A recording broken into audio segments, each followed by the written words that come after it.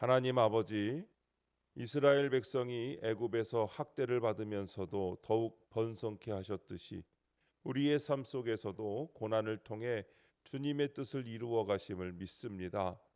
또한 버려짐 속에서도 모세를 살리시고 애굽 왕국에서 준비시키신 것처럼 우리의 삶의 모든 순간을 하나님의 섭리 가운데 두고 계심을 믿습니다. 나그네가 된 모세를 광야에서 훈련시키신 것처럼 우리도 때로는 이해할 수 없는 길을 걸어가지만 그 길 또한 하나님의 선한 손길 안에 있음을 믿습니다. 내 힘과 혈기로 하나님의 뜻을 앞서 이루려 하지 않게 하시고 오직 하나님의 때와 방법을 신뢰하며 기다리는 마음을 주옵소서. 오늘도 말씀하옵소서. 듣겠습니다. 예수님의 이름으로 기도합니다. 아멘. 성경 말씀 사도행전 7장 17절부터 29절까지 말씀입니다. 하나님이 아브라함에게 약속하신 때가 가까움에 이스라엘 백성이 애굽에서 번성하여 많아졌더니 요셉을 알지 못하는 새 임금이 애굽 왕 위에 오르매 그가 우리 족속에게 교활한 방법을 써서 조상들을 괴롭게 하여 그 어린 아이들을 내버려 살지 못하게 하려 할세. 그때에 모세가 낳는데 하나님 보시기에 아름다운지라 그의 아버지의 집에서 석 달 동안 길리더니 버려진 후에 바로의 딸이 그를 데려다가 자기 아들로 기르매 모세가 애굽 사람의 모든 지혜를 배워 그의 말과 하는 일들이 능하더라. 나이가 40이 되매 그 형제 이스라엘 자손을 돌볼 생각이 나더니 한 사람이 원통한 일 당함을 보고 보호하여 압제받는 자를 위하여 원수를 갚아 애굽 사람을 쳐 죽이니라. 그는 그의 형제들이 하나님께서 자기의 손을 통하여 구원해 주시는 것을 깨달으리라고 생각하였으나 그들이 깨닫지 못하였더라. 이튿날 이스라엘 사람끼리 싸울 때에 모세가 와서 화해시키려 하여 이르되 너희는 형제인데 어찌 서로 해치느냐 하니 그 동물을 해치는 사람이 모세를 밀어뜨려 이르되 누가 너를 관리와 재판장으로 우리 위에 세웠느냐 네가 어제는 애굽 사람을 죽임과 같이 또 나를 죽이려 하느냐 하니 모세가 이 말 때문에 도주하여 미디안 땅에서 나그네 되어 거기서 아들 둘을 낳으니라. 아멘. 약속하신 때가 가까움에라는 제목으로 말씀의 은혜를 함께 나누겠습니다. 본문 요약입니다. 하나님이 약속하신 때가 가까워지자 이스라엘 백성이 번성합니다. 요셉을 알지 못하는 애굽 왕은 이스라엘 백성을 괴롭히는데 그때 모세가 태어나 왕궁에서 성장합니다. 40세가 되어 그 형제를 돌볼 생각이 난 모세는 애굽 사람을 죽인 사건이 발각되자 미디안 광야로 도주합니다. 첫 번째 번성과 학대의 때 17절부터 19절입니다.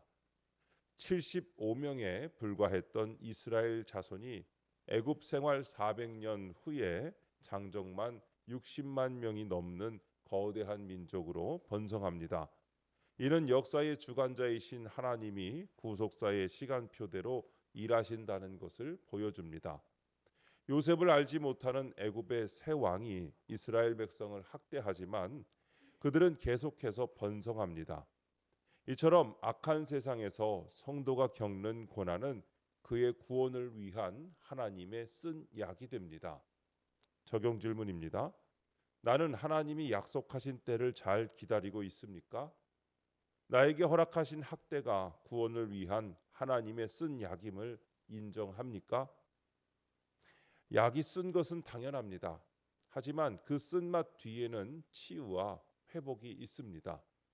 이스라엘 백성이 애굽에서 겪은 400년의 고난은 그들을 단순히 괴롭히기 위한 것이 아니었습니다. 그것은 그들을 하나님의 거룩한 민족으로 준비시키는 과정이었고 출애굽이라는 위대한 구원 역사의 전주곡이었습니다. 마찬가지로 오늘 우리가 겪는 고난들도 하나님께서 우리를 더 깊은 구원으로 더 온전한 믿음으로 인도하시기 위한 도구인 것을 알아야 합니다. 고난은 우리의 교만을 꺾고 하나님을 더욱 의지하게 만들며 우리 안에 있는 불순물을 제거하여 더욱 순수한 믿음을 갖게 합니다. 현재의 고난을 하나님의 쓴 약으로 받아들이고 그 가운데서도 감사하며 하나님의 선하신 뜻을 구하며 살아가시기 바랍니다.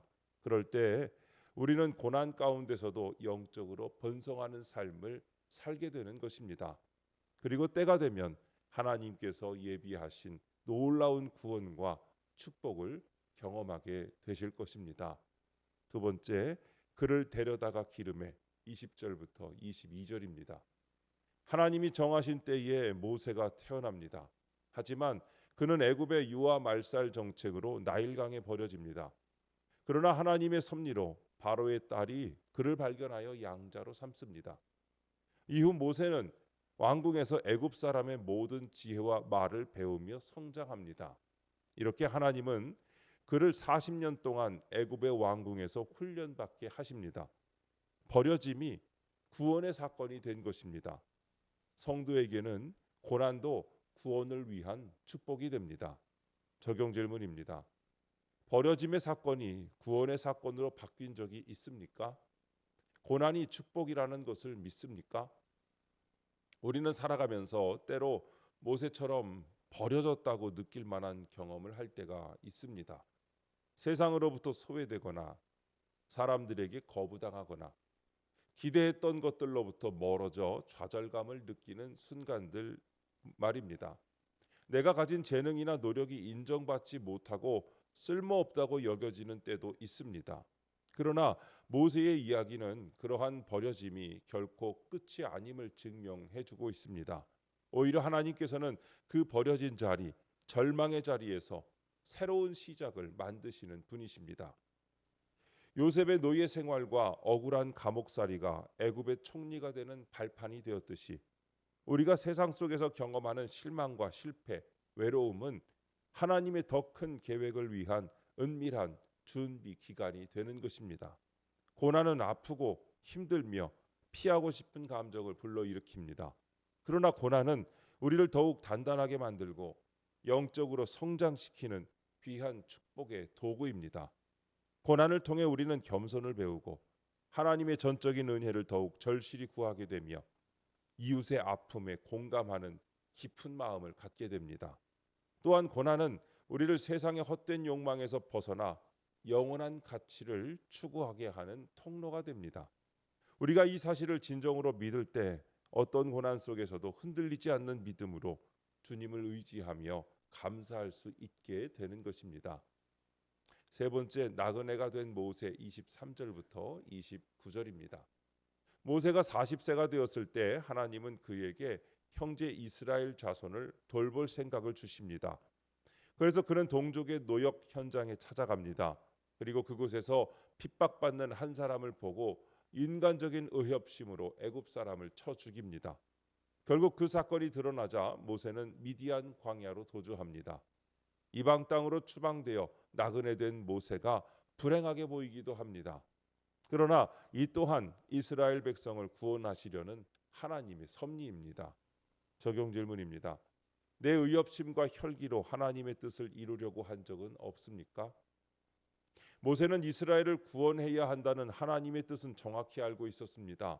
하지만 그는 자신의 힘과 방법으로 그 일을 이루려고 했습니다.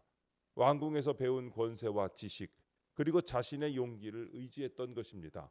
그러나 하나님의 일은 하나님의 방법으로만 이루어질 수 있습니다. 하나님은 모세가 인간적인 힘과 지혜를 완전히 내려놓을 때까지 기다리셨습니다.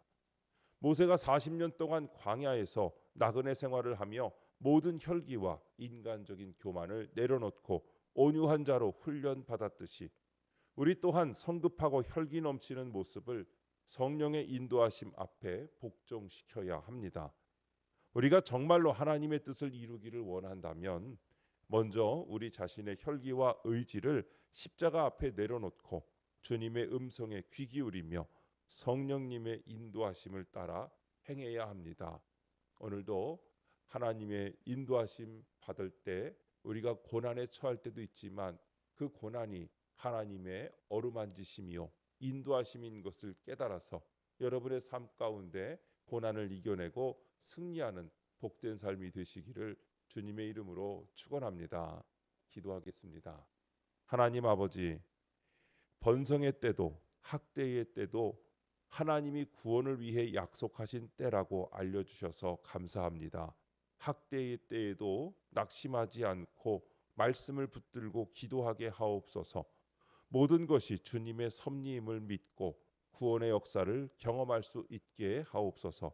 주님, 이 시간 주님께 기도드리는 성도의 기도 가운데 함께하여 주시옵시고 주님의 세미한 음성을 들려주시며 그 선하신 손길로 붙들어 인도하여 주시옵소서. 우리 주 예수님의 이름으로 기도드립니다. 아멘.